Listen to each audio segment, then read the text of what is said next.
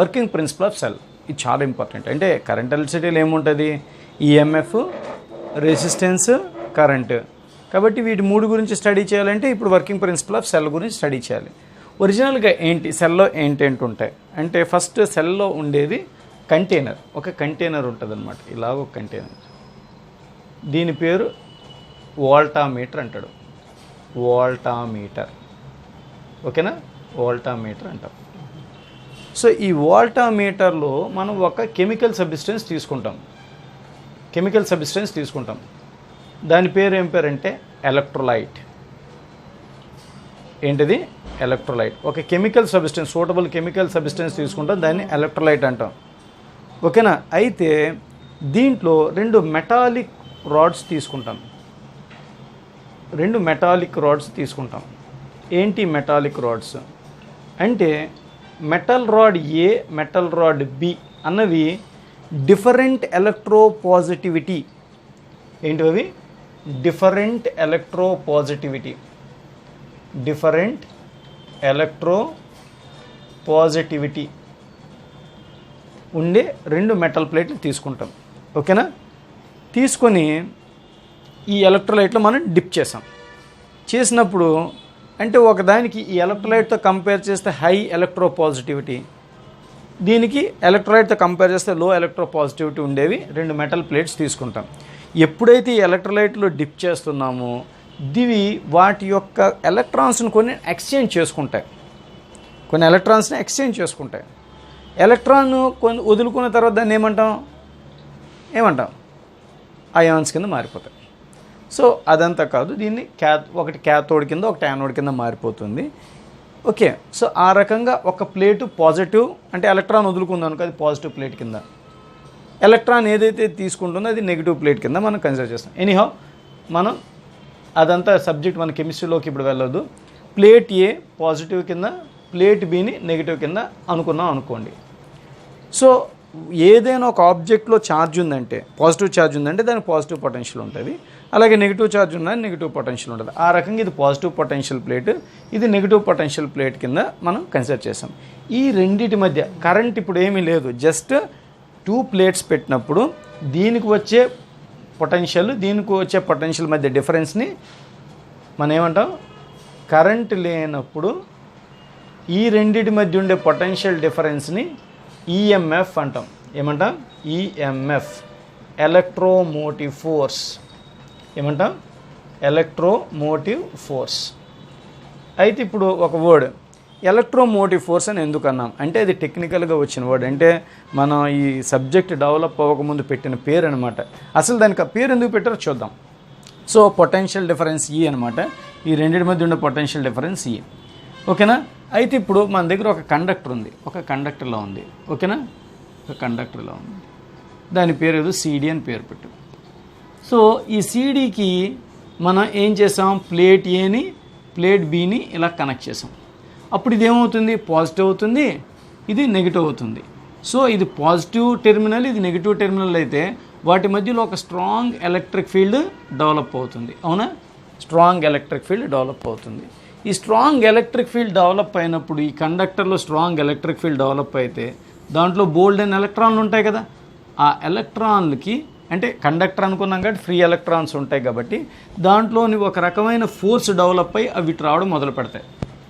ఈ రకంగా ఎలక్ట్రాన్స్ ఇటువైపు వస్తున్నాయంటే కరెంట్ సైన్ కన్వెన్షన్ ప్రకారం కరెంట్ ఇలా వెళ్తున్నట్టు మనం కన్సిడర్ చేస్తాం. Flow of negative charge, flow of positive charge definition, current definition ప్రకారం rate of flow of positive charge.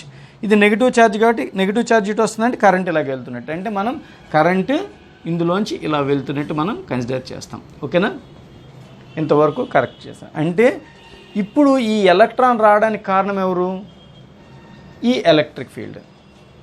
ఈ ఎలక్ట్రిక్ ఫీల్డ్ రావడానికి కారణం ఎవరు? ఈ పాజిటివ్, ఈ నెగిటివ్ రావడం.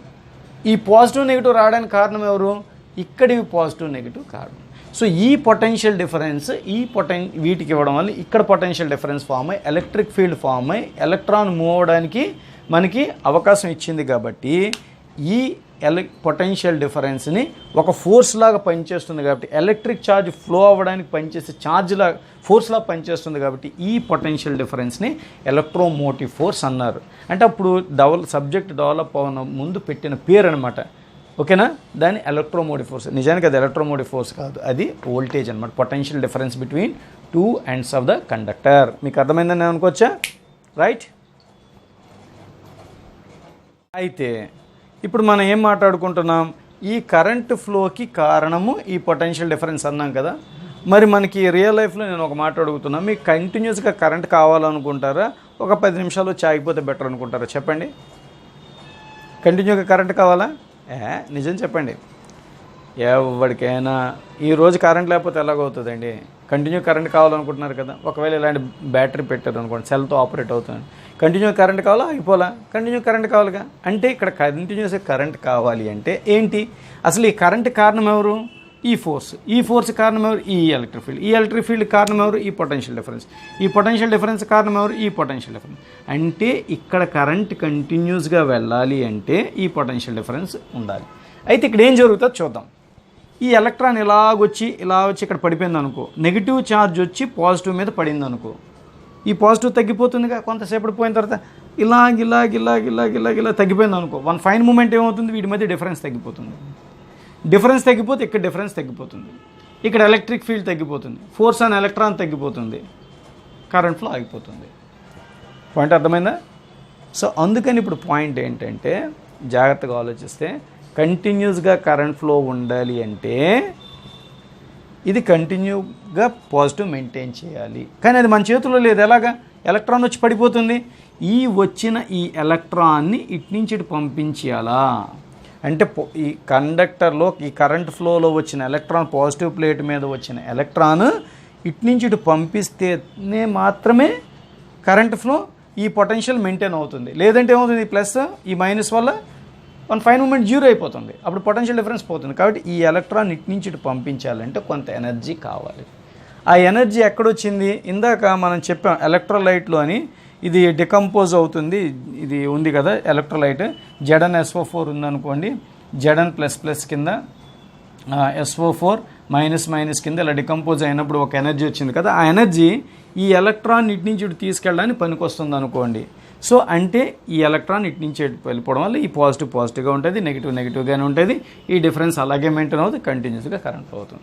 అంటే ఇప్పుడు పాయింట్ ఏంటి అర్థమైంది? ఇక్కడ వచ్చిన ఎలక్ట్రాన్ ఇక్కడ పంపితే తప్ప జరగదు. అయితే ఇలాగ ఇక్కడి నుంచి ఇక్కడికి వెళ్ళేటప్పుడు ఈ ఎలక్ట్రోలైట్ అంటే ఇటు ఎలక్ట్రాన్ వెళ్తుందంటే కరెంట్ ఇటు వస్తుందని. పాయింట్ అర్థమవుతుందా? సో ఇలాగా ఎలక్ట్రాన్ ఇలాగ వెళ్ళేటప్పుడు ఈ ఎలక్ట్రోలైట్ ఇచ్చే రెసిస్టెన్స్ని ఏమంటామంటే ఇంటర్నల్ రెసిస్టెన్స్ అంటాం. ఏమంటాం? Internal resistance. సో అది మన జనరల్గా ఐడియల్ సెల్కి తప్ప ఇంటర్నల్ రెసిస్టెన్స్ అన్నది ఎగ్జిస్ట్ అవుతూనే ఉంటుంది అనమాట. ఓకేనా? సో ఈ ఇంటర్నల్ రెసిస్టెన్స్ అంటే ఒక రెసిస్టెన్స్ నుంచి కరెంట్ వెళ్ళినప్పుడు అక్కడ ఏమవుతుంది? కొంత పొటెన్షియల్ డ్రాప్ అవుతుంది. ఓకేనా? అందుకని మనం ఏం చేస్తామంటే ఒక సెల్ని ఇండికేట్ చేసేటప్పుడు వీటి మధ్య ఒరిజినల్గా వచ్చే పాజిటివ్ని, నెగిటివ్ని, ఇది ప్లేట్ ఏ, ఇది ప్లేట్ బి, ఇలాగ కరెంట్ ఎటు నుంచి ఎటు వెళ్తుంది చూడండి. ఏ నుంచి బీకి ఇలా కరెంట్ వెళ్తుంది. ఇది సర్క్యూట్ అనుకుంటే ఏ నుంచి బీకి కరెంట్ ఇలా వెళ్తుంది. ఏ నుంచి బీకి అంటే ఇది సిడి అనుకుంటే కరెంట్ ఇలా వెళ్తుంది. ఇది ఎక్స్టర్నల్గా. ఇంటర్నల్గా ఎలాగ వెళ్తుంది కరెంట్? ఇటు నుంచి ఇటు వెళ్తుంది. ఎందుకంటే ఎలక్ట్రాన్ ఇటు నుంచి ఇటు వెళ్తుంది కాబట్టి కరెంట్ ఇటు నుంచి ఇటు వస్తున్నట్టు. అంటే కరెంట్ ఇటు నుంచి వస్తున్నట్టు. ఒక కరెంట్ ఇందులో కొంత రెసిస్టెన్స్ ఉంటుందని చెప్పాం కదా, దాన్ని మనం ఇలాగ ఇండికేట్ చేసాం అనుకోండి. ఓకేనా? కొంత పొటెన్షియల్ డ్రాప్ అవుతుంది కాబట్టి ఆ రెసిస్టెన్స్ని మనం బయట ఇలా రాస్తాం అనమాట. సో ఇప్పుడు మనకుండే పొటెన్షియల్ డిఫరెన్స్కి ఈ పొటెన్షియల్ డ్రాప్ అయిపోయిన తర్వాత కొంత మిగులుతుంది. అది ఎంత మిగులుతుంది? E-IR. అంటే ఉండాల్సిన దానికంటే కొంచెం తక్కువ ఉంటుంది అనమాట. E-IR. That is the potential difference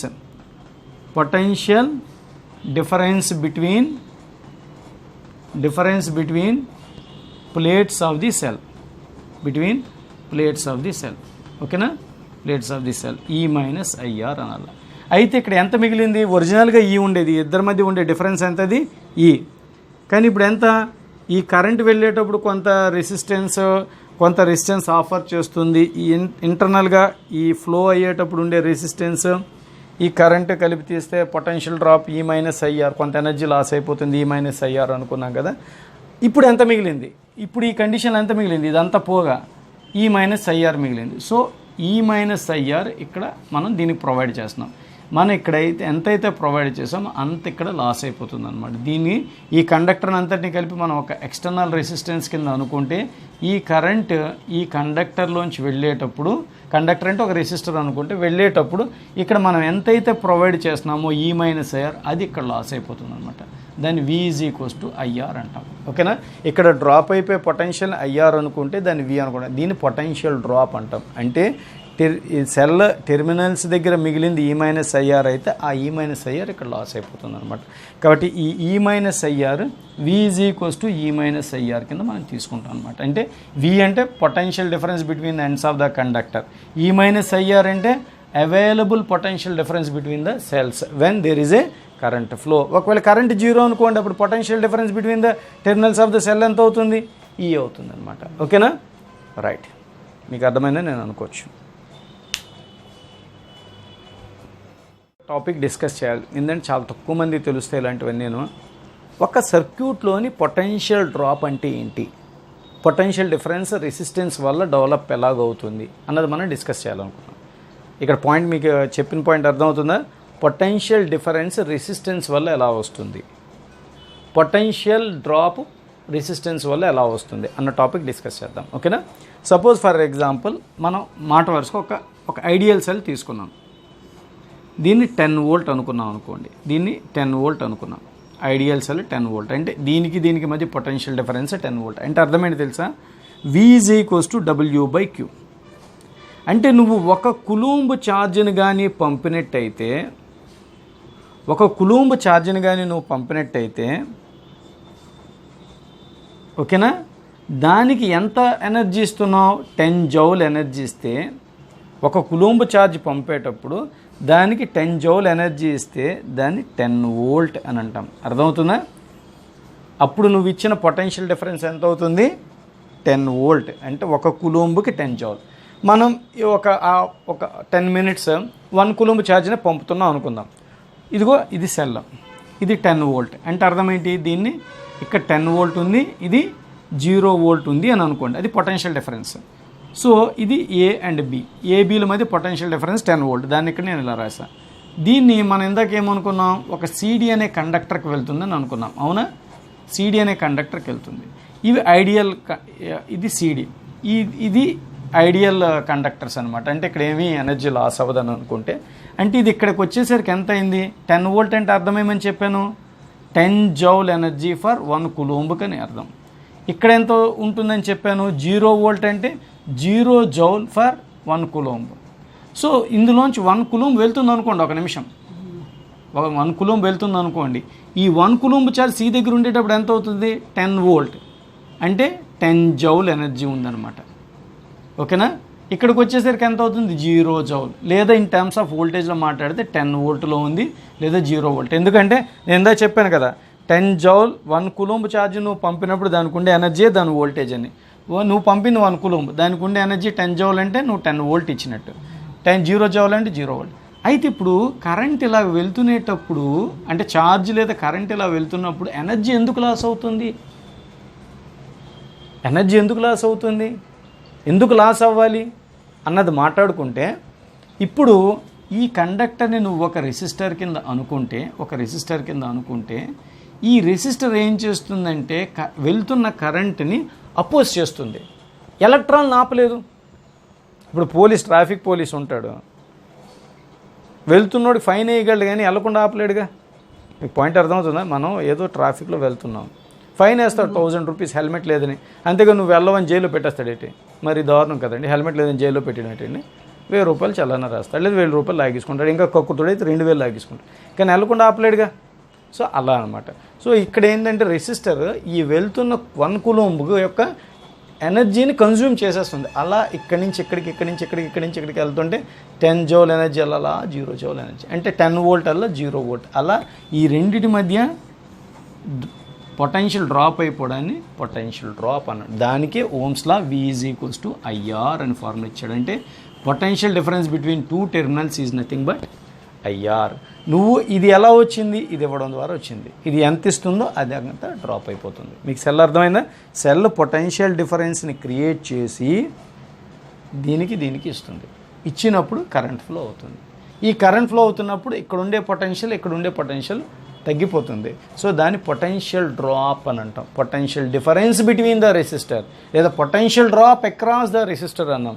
ఓకేనా? దానికి ఫార్ములా V = IR అనేది మనం గుర్తుపెట్టుకోవాలి. మీకు అర్థమైందని అనుకోవచ్చా? సో ఫర్ ఎగ్జాంపుల్ ఒక పాయింట్ దగ్గర చూసుకున్నాం అనుకోండి, దీన్ని ఇంకా డీప్గా స్టడీ చేసాం అనుకోండి. అంటే ఇక్కడ ఒక 6 ఓం రెసిస్టర్, ఇక్కడ 4 ఓం రెసిస్టర్ ఉంది. ఓకేనా? దీనికి మనం 10 వోల్ట్ బ్యాటరీతో తగిలించాం. 10 వోల్ట్ బ్యాటరీతో తగిలించడం అంటే ఏంటి? ఇది 10 వోల్ట్, ఇది 0 వోల్ట్. అంటే ఇది 10 జౌల్, ఇది 0 జౌల్ ఫర్ 1 కులోంబ్. 1 కులోంబ్ ఛార్జ్కి 1 కులోంబ్ ఛార్జ్ వెళ్తుంది అని అనుకుంటే ఇది 10 జౌల్ ఎనర్జీతో వెళ్తుంది. ఇక్కడికి వచ్చేసరికి ఇది 0 జౌల్ అవుతుంది. ఇది 10 జౌల్ 0 జౌల్ లేదా 10 వోల్ట్ 0 వోల్ట్. ఈ రకంగా 10 వోల్ట్తో వెళ్తుంది. ఇక్కడికి వెళ్ళేసి 0 వోల్ట్ అయింది. ఇక్కడ ఏం జరుగుతుందంటే ఇక్కడ కొంత ఎనర్జీని లాస్ అయిపోతుంది, ఇక్కడ కొంత ఎనర్జీ లాస్. ఫర్ ఎగ్జాంపుల్ ఇక్కడ 6 జౌల్ లాస్ అయిపోయి 4 జౌల్ మిగిలింది అనుకోండి. ఓకేనా? సో 4 జౌల్ మిగలడం అంటే అర్థం ఏంటి? 4 వోల్ట్ మిగిలింది. సో ఈ డిఫరెన్స్ని potential drop across the first resistor. ఓకేనా?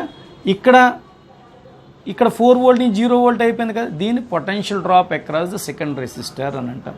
దీని V1 V2. ఇక్కడ పొటెన్షియల్ డిఫరెన్స్ ఎంత వచ్చింది? 6. ఇక్కడ ఎంత వచ్చింది? 4. ఆ రకంగా ఇక్కడ E = V1 + V2. అంటే నువ్వు ఎంత ప్రొవైడ్ చేసావు? 10. పొటెన్షియల్ డిఫరెన్స్ ఎంత క్రియేట్ చేసావు? 10. ఇక్కడ ఎంత పోయింది చెప్పండి? 10 4 అయింది. అంటే V1 = 6 వోల్ట్. ఇక్కడ ఎంత అయింది? 4 0 అయింది. అంటే V2 = 4. అంటే నువ్వు సప్లై చేసిన పొటెన్షియల్ డిఫరెన్స్ 10 వోల్ట్, ఇక్కడ డ్రాప్ అయిపోయిన పొటెన్షియల్ డిఫరెన్స్ సేమ్. అందుకే మనం E = V1 + V2 అని రాస్తాం. ఓకేనా? మీకు అర్థమైందా? సో ఎంతకంటే డీప్గా చెప్పడానికి అవ్వదు. Try to understand. 2-3 సార్లు చూడండి, 2-3 సార్లు అర్థం చేసుకోండి. మీరు నాకు ఎక్స్ప్లెయిన్ చేయడానికి ట్రై చేయండి, అప్పుడు మీకు అర్థమవుతుంది. ఓకేనా? ఇది మనం ఓన్గా డెవలప్ చేసుకోవాలి, ఎవరు చెప్తే రాదు. ఓకేనా? బాయ్.